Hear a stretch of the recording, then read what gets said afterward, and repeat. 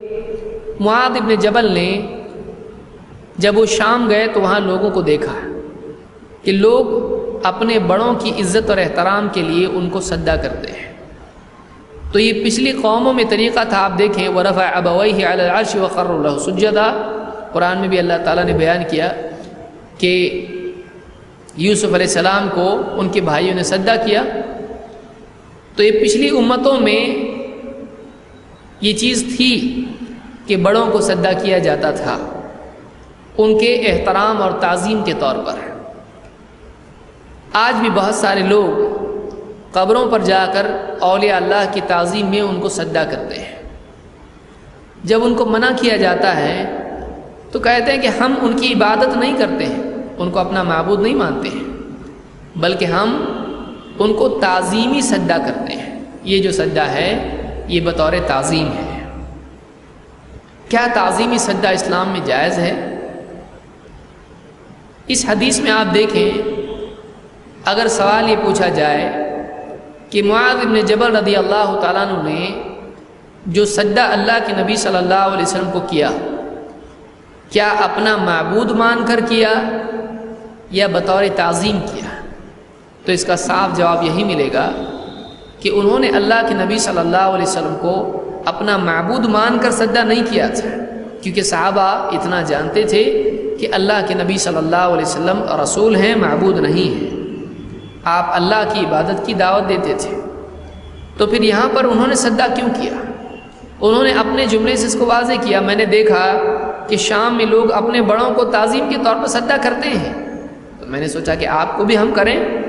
تو جیسے دوسری قوموں میں اپنے بڑوں کو سجدہ کیا جاتا ہے عزت اور احترام کے طور پر، ہم بھی آپ کو کریں۔ کیا اللہ کے نبی صلی اللہ علیہ وسلم نے تعظیمی سجدے کو جائز رکھا؟ آپ نے یہاں پر کیا فرمایا؟ فلا تفعلوا۔ اللہ کے نبی صلی اللہ علیہ وسلم نے اپنی حیات میں سجدے سے لوگوں کو منع کر دیا ہے۔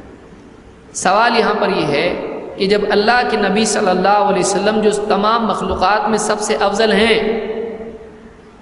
سارے بڑوں میں بڑے ہیں، اولیاء اللہ سے بھی بڑھ کر ہیں، جب آپ کو آپ کی حیات میں سجدہ کیا گیا تو آپ نے اس سے منع کر دیا، تو آپ کے علاوہ دوسروں کو سجدہ کرنا کیسے جائز ہو سکتا ہے؟ آپ نے صاف الفاظ میں فرمایا فلا تفعلوا، ایسا مت کرو۔ تو اس سے معلوم ہوا کہ تعظیمی سجدہ کسی کے لیے بھی جائز نہیں ہے، چاہے وہ نبی ہی کیوں نہ ہو، کسی کی بھی تعظیم کے طور پر اس کو سجدہ نہیں کر سکتے ہیں۔ جب نبی صلی اللہ علیہ وسلم کی حیات میں آپ کو سجدہ نہیں کر سکتے ہیں تو ایک عام انسان یا ایک ولی اس کی قبر پر جا کر اس کی وفات کے بعد اس کو سجدہ کیسے کر سکتے ہیں؟ دوسری بات آپ نے کہا کہ اگر میں کسی کو حکم دیتا کہ اللہ کے سوا وہ کسی کو سجدہ کرے تو میں عورت کو حکم دیتا کہ وہ اپنے شوہر کو سجدہ کرے۔ اس میں دو باتیں قابل غور ہیں۔ نمبر ایک، آپ نے کہا اگر میں حکم دیتا تو ایسا ہوتا۔ کیا آپ نے حکم دیا؟ نہیں، آپ نے حکم نہیں دیا۔ آپ نے کہا اگر میں ایسا حکم دیتا تو عورت کو حکم دیتا، یعنی عورت کے سوا میں کسی اور کو اس بات کا حکم نہیں دیتا۔ پھر یہاں پر آپ نے عورت کو اگر آپ حکم دیتے تو کیا شوہر کو اس کا معبود بنا دیتے؟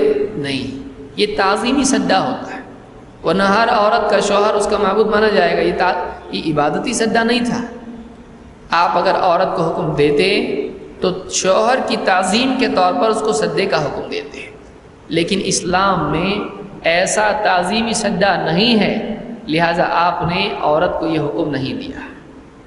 جب عورت کو ہی حکم نہیں دیا تو باقی کسی اور کا یہاں پر سجدہ کرنے کا سوال ہی پیدا نہیں ہوتا، کیونکہ آپ نے نہیں کہا اگر میں اللہ کے سوا کسی اور کو سجدہ کرنے کا حکم دیتا تو مسلمانوں کو حکم دیتا کہ وہ اولیاء کی قبروں کو سجدہ کریں۔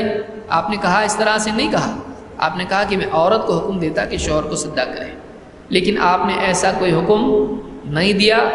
نہ آپ کی بیویوں نے آپ کو سجدہ کیا، نہ صحابہ کو ان کی بیویوں نے سجدہ کیا۔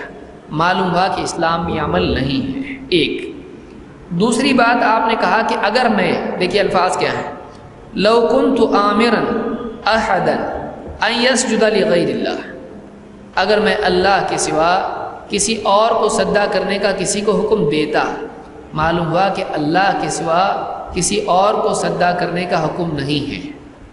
جو چیز اللہ کے ساتھ خاص ہو اس کو توحید کہتے ہیں، اس میں کسی کو شریک کرنا شرک ہوتا ہے۔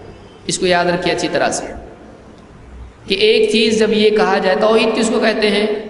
توحید وہ چیز ہے کہ جو اللہ کے ساتھ خاص ہو۔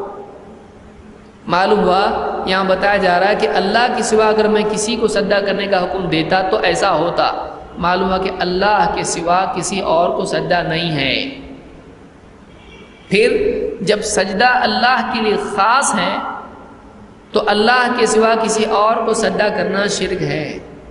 اللہ کے سوا کسی اور کو سجدہ کرنا شرک ہے۔ کیوں؟ اس لیے کہ سجدہ اللہ کے ساتھ خاص ہے۔ اسی لیے آپ نے کیا فرمایا کہ اگر میں اللہ کے سوا کسی اور کو سجدہ کرنے کا حکم دیتا تو عورت کو حکم دیتا کہ اپنے شوہر کو سجدہ کرے، عورت کو حکم دیتا کہ اپنے شوہر کو سجدہ کرے۔ اس حدیث کو ابن ماجہ نے روایت کیا ہے۔ اگلی روایت میں کیا الفاظ ہیں؟ لا یصلح لبشر ان یسجد لبشر، کسی بشر کے لیے، انسان کے لیے یہ جائز نہیں کہ وہ دوسرے انسان کو سجدہ کرے۔ بشر کو سجدہ نہیں کر سکتا ہے۔ قبر میں جتنے اولیاء ہیں وہ کون ہیں؟ فرشتے ہیں؟ جنات ہیں؟ نہیں، وہ بھی انسان ہیں، وہ بشر ہیں، تو پھر ان کو سجدہ کرنا کیسے جائز ہو سکتا ہے؟ لا یصلح لبشر ان یسجد لبشر ولو صلح لبشر ان یسجد لبشر، اگر کسی بشر کے لیے جائز ہوتا کہ وہ دوسرے بشر کو سجدہ کرے تو میں لأمرت المرأة ان تسجد لزوجها، میں عورت کو حکم دیتا کہ وہ اپنے شوہر کو سجدہ کرے۔ کیوں؟ من عظم حقه علیہا، شوہر کے حق کی عظمت کی وجہ سے جو اس کا اپنی بیوی پر حق ہے۔ معلوم ہوا کہ شوہر کا اپنی بیوی پر بہت زیادہ حق ہوتا ہے، اتنا حق کہ اگر واقعی وہ حق ادا کرنا چاہے، اگر عورت اپنے شوہر کا حق ادا کرنا چاہے تو اسلام میں اتنی بڑی بات تھی کہ اس کو شوہر کو سجدہ کرنے کا حکم دیا جاتا ہے۔ اس کو امام احمد اور نسائی نے روایت کیا ہے۔